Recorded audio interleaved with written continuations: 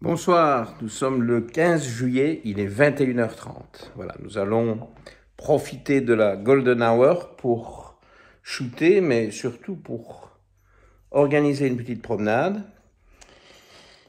C'est quand même ça qu'on me réclame ici. Alors, vous avez un acrobate là, en pleine séance de mordillage de queue. Ben oui, Oxo était fan. Il ne fait pas très attention à ses fans. Alors, on a ici un petit chiot qui va sur ses 14 ans. Et alors, on a un privilège, la pouloute. Et la pouloute attend. Elle attend que j'ouvre la porte. Et voilà, elle est filée. Bon, alors, avant de commencer la vidéo avec un sujet très important, que je pense, intituler, enfin, vous voyez le cartouche qui est déjà finalisé, mais que je pense appeler, encore une fois, j'ai déjà utilisé ces termes-là, ce qu'il ne faut absolument pas faire, ok? On a déjà abordé ça dans le webinaire, mais je vais refaire un tableau synthétique parce que ça vaut la peine. Et alors, je vais quand même vous donner un peu de blé à moudre, si j'ose dire, du blé ou du blé à gluten. Parce que c'est quoi ce nom de code hibiscus? Eh bien, c'est ça. Voilà l'hibiscus. Mais vous ne savez toujours pas de quoi ça va parler. Bon, ben ça, c'est pour la prochaine vidéo. Aujourd'hui, on embarque chien et chat. Et je vais donc vous expliquer ce qu'il ne faut absolument pas faire. Et je vais vous faire un enchaînement totalement improvisé, mais je connais ça par cœur. Oxo. Bon, Oxo se fait désirer. Ça, c'est un principe de base du dogme oxien. Hein? Oxo. Oxo, vite, vite, vite. Allez, tes fans t'attendent. Moyenne. Alors, ce qu'il faut... Oxo. Bon, vous savez ce qui marche avec Oxo? Il faut d'abord fermer la porte. Alors, il faut que je prenne mes clés, moi. Enfin bon, pas beaucoup de gens qui volent ici, mais... Ah ben, voilà. Et il entend la porte qui se ferme, il entend les clés. Il apparaît. Donc voilà toute la rangée d'oignons. 1, 2, 3. Pour le moment. Bon, en général, c'est les 3 classiques. Hein. Ce sont les bêtes de capsule. Bon. Alors, on va aller dans le village, faire un petit tour. Oui, il fait sympa, hein. Il y a une belle luminosité, on a eu plein d'orages, il a un peu plu, il fait moins horriblement sec que hier, puisqu'il a plu aujourd'hui. Bon, on n'annonce pas de pluie pour les 10 prochains jours, hein, je vous rassure tout de suite. Bon, il faut prendre ce qui vient, ce qui tombe. Très peu de champignons. Allez, pouloute. Allez, on y va. Oxo. Regardez là. Que maintenant, monsieur Oxo, il aime bien passer par la porte. Du temps de ça, à l'époque où il était moins imbu de sa personne.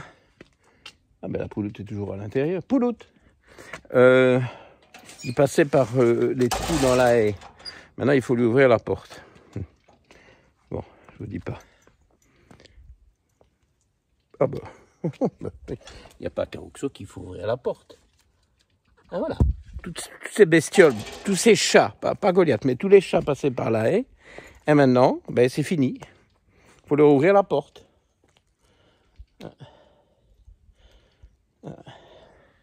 Qu'est-ce que je vais faire, moi, avec tout ce... Je suis taillable et corvéable à merci. Donc, maintenant, on y va. Parce que les animaux, vous les connaissez. Et en plus, ce ne sont pas des animaux, ce sont des holoptiques.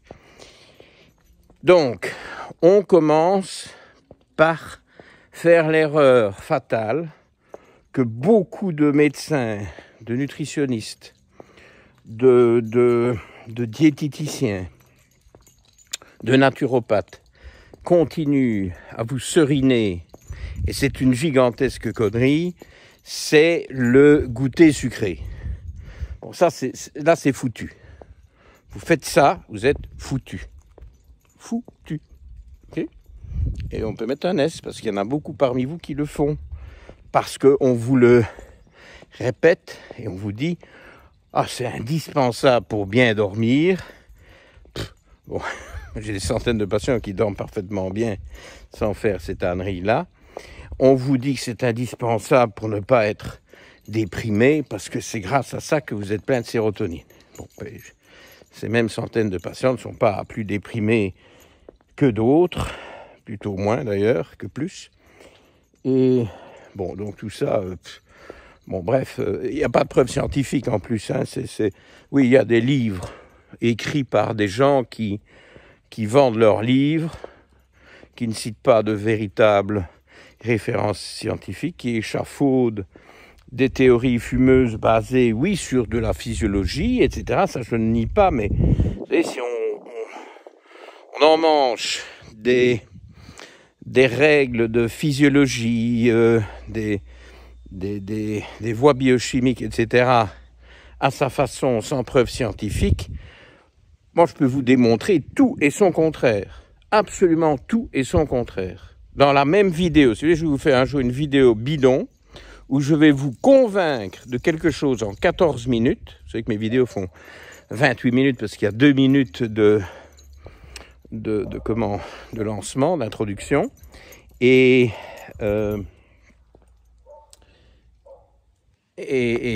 donc ça fait une demi-heure. Bon, je trouve que c'est déjà pas mal, hein, parce que la mode est au bref, à la TikTok, et ça doit durer 2 minutes. Si c'est 3 minutes, c'est déjà trop long, et les gens, ah non, ils sont sur une autre vidéo de 2 minutes. Bon, enfin, ok, mais moi c'est pas comme ça que je veux vous expliquer la médecine fonctionnelle. Donc, je peux vous faire une vidéo factice de 2 fois 14 minutes, vous convaincre sur des explications qui vont avoir l'air très scientifiques et très convaincantes, mais évidemment, pour vous convaincre, il faut des explications convaincantes, ça je suis d'accord. Et vous prouvez, entre guillemets, parce qu'on prouve rien, évidemment, avec ce genre de blabla, exactement l'inverse dans la deuxième partie. On pourrait essayer une fois. Parce que c'est ça que vous lisez, que vous entendez, que vous...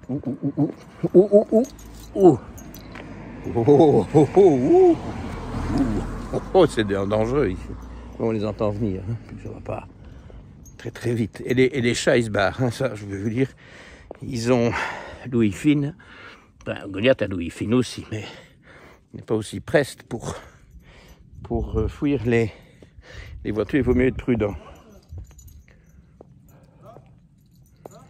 Et donc, bon, ça c'est de la grosse foutaise. Okay, il n'y a rien de tangible, PubMed, échafaudage scabreux, franco-français, si j'ose dire, repris par des Belges. Tout ça, poubelle. Poubelle. Bon. Le problème, c'est que tous ceux qui font ça, et qui sont persuadés de bien faire, et je comprends, puisque c'est ce qu'on leur a bourré le crâne, c'est ceux avec quoi on leur a bourré le crâne, s'envoient des fluctuations de glycémie à l'heure du crime, qui est typiquement milieu, deuxième partie d'après-midi, l'heure du crime. Les bons nutritionnistes, les bons gourous californiens, ils savent que c'est l'heure du crime. Ils savent que si on faute à cette heure-là, on est foutu. Pourquoi ? Parce qu'on crée des fluctuations de glycémie irrécupérables, qui souvent vont faire rechuter, repartir dans d'autres erreurs, soit avec des apéritifs qui soient à boire ou à manger des trucs, des chips et un petit kir comme apéritif. Hein, c'est sympa ça. Hein. Bon, non, c'est pas beaucoup d'alcool. Hein. Bon, c'est énormément de sucre, mais ça, c'est pas le problème. Et, ou alors des grignotages en soirée, quand ce n'est pas la nuit. Enfin bon, pas une bonne idée. Alors, ces pics de sucre doivent être corrigés par une augmentation des sécrétions d'insuline et qui surtout va faire baisser le sucre, mais tellement brutalement que ça chute trop bas. Et il y aura une compensation pour remonter l'affaire, pour remonter la glycémie, avec une sécrétion de cortisol, qui est le glucocorticoïde par excellence. Hein. Glucocorticoïde, c'est l'hormone de stress, mais c'est aussi le principal glucocorticoïde. Et donc, ici c'est l'endroit que Goliath adore explorer, surtout que là dans le coin, mais de temps en temps, il y a un peu de croquettes pour chat, il y a un peu à boire, alors il va aller voir ce qui s'y passe. Vous allez voir, ça va mettre 2 minutes, il ne voit pas bien, mais il connaît toute la rue par cœur. Hein. Il va trouver et il va aller servir s'il reste quelque chose. Vu d'ici, je n'ai pas l'impression. Mais c'est bien, je vais pouvoir me concentrer sur la suite. Donc, vous allez pomper du cortisol à cause de ça.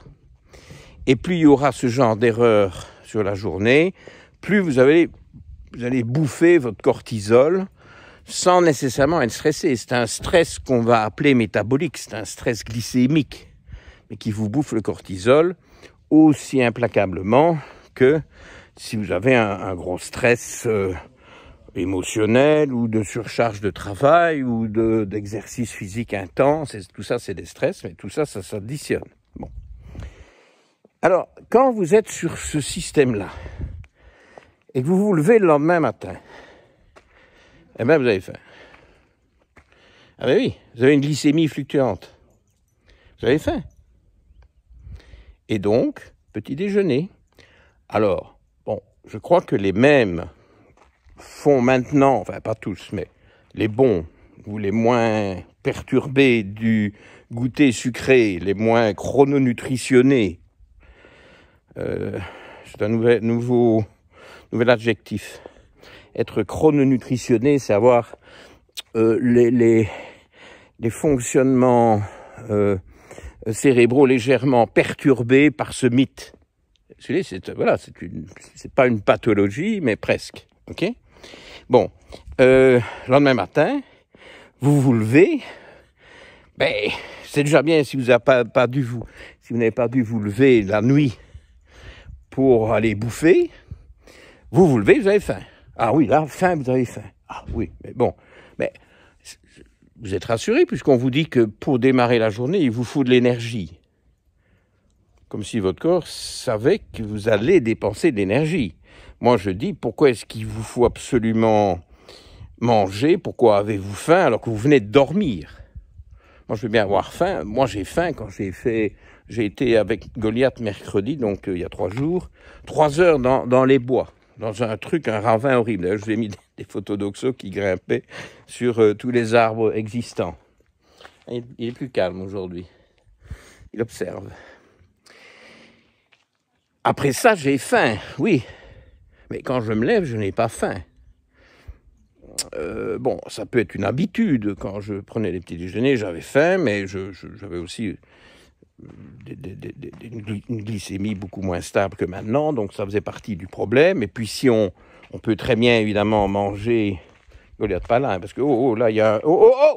Non, il y a un trou, là. Non. Ah oui, il y a un trou. Pas très profond, mais quand même. Allez, va par là. Il faut que j'aie un œil partout. Hein. Restons concentrés. Non, pas par là. Là, il y a un trou. Non. Voilà, par ici, c'est mieux. Elle va vite. Oui. Et donc, il y a une question d'habitude. Alors, évidemment, si vous n'avez pas de dîner, si vous finissez de manger milieu d'après-midi, voir que vos 2 repas, c'est petit déjeuner et déjeuner, vous n'avez pas de dîner ou de souper, comme on dit en Belgique parfois, ben alors, évidemment que vous avez faim le matin. Bon, ben ça va. Mais si vous avez mangé le soir, vous dormez là-dessus. Il ne faut pas manger trop tard le soir. Ça c'est certain, on est tous d'accord là-dessus. Vous dormez là-dessus, vous vous levez, et vous avez faim de quoi? D'avoir dormi, épuisé, affamé par le fait d'avoir dormi. C'est pas normal. Cette faim matinale, quand on a mangé le soir, si on n'a pas mangé le soir, ok, mais quand on a mangé le soir, elle n'est pas logique. Elle relève la plupart du temps, parce que bon, ce que je dis là ne s'applique pas à 100% des gens, mais c'est ceux qui font ces erreurs, ils sont pris dans ce système-là, et ils se lèvent avec faim, et ils nourrissent leur fluctuation de glycémie, mais ils épuisent leur cortisol, leur glucocorticoïde, parce que c'est toujours le même truc. Alors, je n'ai pas fini ma phrase de tout à l'heure, je vais la finir maintenant. Les bons vous disent petit déjeuner, gras et protéiné, pas commencer avec des sucres. Bon, là, on est 100% d'accord, hein, c'est ce qu'il faut faire. Mais n'empêche que cette histoire de se lever avec une grande faim ne tient la route pour moi que si on a arrêté de manger assez tôt la veille. Pas si on a eu un dîner aux heures classiques, où les gens ont des dîners sociaux et tout ça. Bon, maintenant, si vous êtes chez vous, seul ou en couple, et que vous aimez bien de manger très très tôt, vous avez cette option-là.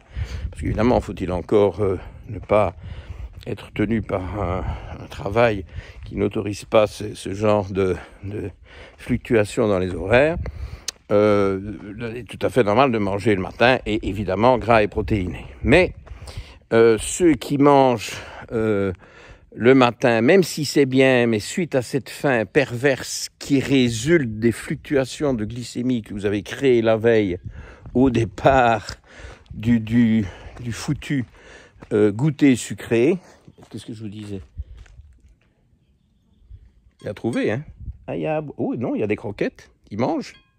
Entendez? On va se mettre tout près, vous entendez. Vous n'entendez pas que moi. Oui, il n'y en a pas beaucoup. On ne va pas se faire une indigestion. Il y a de l'eau. Il va boire. Après, il va boire. Il voit pas, mais il trouve tout. Alors, c'est ce qui est bien. Et donc,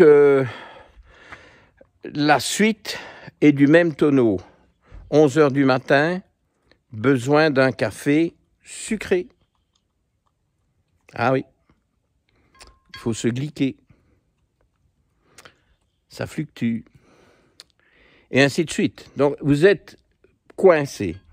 Vous êtes coincé et vous faites un tort considérable à la fonction surrénalienne. En plus de nos vies stressantes et tutti quanti, hein, qui bon, sont quand même plutôt la règle que l'exception. Alors, qu'est-ce qu'on fait en médecine que j'ai envie d'appeler pseudo-fonctionnelle ou dysfonctionnelle? Bon, ça c'est un peu dégueulasse, je vais pas dire dysfonctionnelle. Je vais dire en hormonologie. Je vais dire ça pour ne pas confondre les genres. Qu'est-ce qu'on fait en hormonologie? Et vous allez voir, c'est des règles, je les retrouve chez ceux qui pratiquent cette forme de médecine que moi je ne pratique pas, que je comprends, et je comprends l'intérêt, je comprends que certains aiment bien, les patients aiment bien pour des raisons tout à fait respectables. Hein. Vous entendez le cirque ici, ça mange et ça boit. Hein. Il ne restera plus rien. Alors là, les chats du quartier vont être affamés. La nourriture que je lui donne est 10 fois meilleure, mais ici, on dirait que c'est quand même mieux. Bon, vous connaissez le principe. L'herbe est toujours plus verte dans le pré du voisin, dit-on. Et Goliath n'est pas un herbivore, mais vous comprenez l'allusion. Donc, cette façon de faire en hormonologie tient apparemment la route parce que, on ne dose pas l'hémoglobine glycosylée, HbA1c, qui évidemment explose. Avec ce délire, ça explose. Alors, quand les gens motivés, qui sont adeptes de tout ça, se prennent en charge et font tout comme on leur dit, ils font aussi de l'activité physique, ils sont fit. Quand ils sont fit, leur insuline est bonne. Parce qu'il n'y a rien de tel que d'être en forme physique pour faire baisser l'insuline. Et ils ont de bonnes insulines. Donc ils ont de bons index HOMA. HOMA. Vous connaissez mon opinion de l'index HOMA.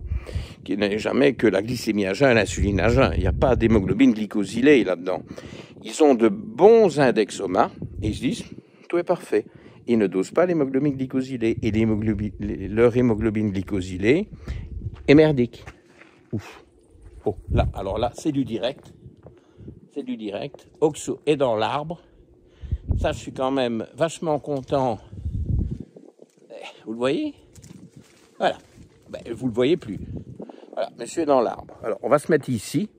Vous le verrez descendre, j'espère, avant que la vidéo soit finie. Il reste 7 minutes. Et monsieur Oxo est dans l'arbre. Et là, on ne le voit pas. On l'entend. Il se passe toujours quelque chose. Hein. Mais là, je suis vraiment content parce que ce chat, il ne fait que grimper dans des arbres. Nous ne sommes pas... Oui, il ne veut pas fréquenter ces êtres à deux pattes qui vivent là dans les niveaux inférieurs. Monsieur Oxo s'élève. Mais je suis vraiment content. Enfin, vous avez vu, hein, mais bon, on va le voir redescendre et vous allez voir, ça dégage. Donc, je me mets bien et je parle. Donc, pas d'HB1C. Les feuilles qui tombent. Qu'est-ce qu'il fout là au-dessus? Et donc, là-dedans, tout fit qui sont, tout motivés qui sont, tout respectueux qui sont, faisant plein de trucs que nous faisons aussi en médecine fonctionnelle, eh bien, ils peuvent être, surtout avec l'âge, hein, parce qu'évidemment, les jeunes, ça passe, tout ça passe hein, quand on est jeune. C'est pas, vous avez vu ce qui tombe? Eh bien, ils sont prédiabétiques. Eh oui. Enfin, ils peuvent être prédiabétiques, ils ne sont pas tous, mais ou alors ils sont trop hauts pour leur âge, etc. Mais comme on ne dose pas l'HB1C, ben ça passe au bleu. Hein? OK. Alors, ces patients qui suivent ces schémas-là, eh bien, moi, je constate qu'ils sont mis sous hydrocortisone, qui est le cortisol prescrit médicalement. Figurez-vous, je ne savais pas ça. J'ai appris ça dans mon propre webinaire. Mes jeunes collègues m'ont dit « Ah mais, c'est pas synonyme, l'hydrocortisone, c'est ce qu'on prescrit, et le cortisol, c'est la molécule endogène. » Mais effectivement, c'est la même molécule. Donc, ce n'est pas des synonymes, mais c'est la même molécule. Eh bien, tous ces patients-là, ils prennent de l'hydrocortisone. C'est facile. Les dégâts qu'ils font avec leurs aberrations alimentaires, leur goûter sucré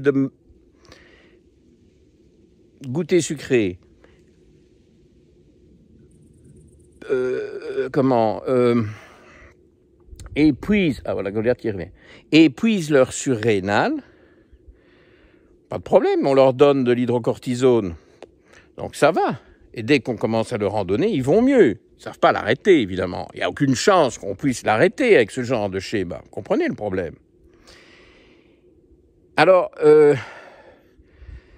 pour les remettre sur pied, pour sortir de ça, il faut arrêter les aberrations chronologiques, la chrononutrim. Et bon, voilà, il suffit de changer ses habitudes, quoi, en gros. On peut faire du jeûne intermittent ou pas, on peut le faire soft, on peut le faire 14-10 plutôt que 16-8. Y a pas, on le fait progressivement, on se réhabitue, on change ses habitudes, on ne se lève pas avec une faim de loup parce qu'on n'a plus la glycémie qui va dans tous les sens. OK. Mais pour les sevrer de l'hydrocortisone, ben, il faut leur donner le précurseur de l'hydrocortisone pour qu'ils en refassent et qu'ils ne détruisent plus leur cortisol avec leurs erreurs. Et donc pour ça, il faut aller doser la prégnénolone et en donner si ça manque, et ne pas en donner si ça ne manque pas. Et si ça manque beaucoup, il faut en donner beaucoup, pas 10 mg ou 50 mg. Ah mince, Oxo est là. Vous l'avez vu descendre? Ah, moi, je n'ai pas vu descendre. Oh mince, on a loupé la descente. Bon, enfin, écoutez, je sais pas. Vous l'avez peut-être vu, hein. Je découvrirai ça quand... Goliath. Quelle affaire, c'est difficile de faire tout en même temps ici, hein. Bon, enfin, bref. Vous avez vu Oxo monter dans l'arbre, ça, je suis certain, mais il est descendu. Ça, je suis certain aussi. Je ne sais pas si vous l'avez vu ou pas. Bref, donc, il faut aller doser la prégnénolone, mais ils ne le font pas. Ça ne les intéresse pas. Ils vont doser la DHEA, ils vont doser la testostérone. Ok, tout ça, c'est très bien. Mais la prégnénolone, ça ne les intéresse pas. Ils savent, à la limite, ils ne savent même pas que ça existe pour certains. Ils confondent prégnénolone, prednisolone, méthylprednisolone, ça on aime bien prescrire en hormonologie, mais ça c'est un truc méga puissant, méga chimique, que moi je veux laisser aux endocrinologues, ou aussi aux rhumatologues pour des problèmes inflammatoires sévères. Hein. Je trouve pas que c'est notre rôle de prescrire ça, mais enfin, chacun prescrit, chaque médecin prescrit ce qu'il veut. Hein. Ça, soyons clairs. Mais moi, je vous dis ici ce que je fais, chacun a le droit de penser autrement. Mais cette prégnénolone qui n'est pas dosée boucle la boucle, vous comprenez, parce qu'ils ne se rendent pas compte qu'ils sont en train d'épuiser le système, parce que ces gens-là, en général, ils ont une prégnénolone totalement dans les bégonias, hein, dans les pâquerettes. Vous voyez qu'il est redescendu, hein. C'est la preuve. Et donc, voilà, la boucle est bouclée, erreur sur erreur, algorithme totalement foireux, bétonné par l'absence de dosage de l'HB1C, l'absence de dosage de la prégnénolone, le déni que la prégnénolone puisse être efficace, parce que quand on en a donné beaucoup trop peu. Il faut parfois monter dans les doses si les besoins sont importants. Hein. Et donc, il faut, chez ces gens-là, à la fois renflouer les réserves du précurseur exclusif du cortisol, qui est la prégnénolone.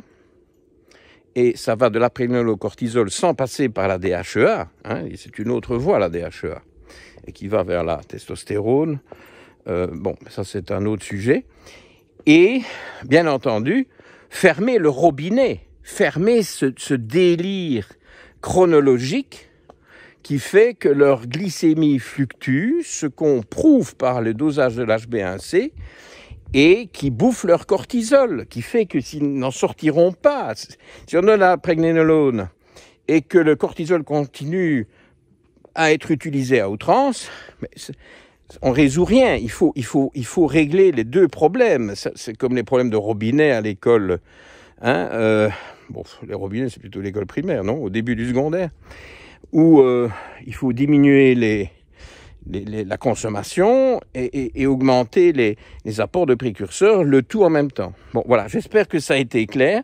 Ça a été un peu chaotique, hein, mais la luminosité est belle ici en fin de journée, en début de soirée. Les bestioles sont en forme, c'est incontestable, mais on va les arrêter ici parce qu'ils ne peuvent pas aller sur la grande route. Donc je vous dis à la prochaine, on va reparler de l'hibiscus, et merci, et à vendredi 19h30. Bye bye.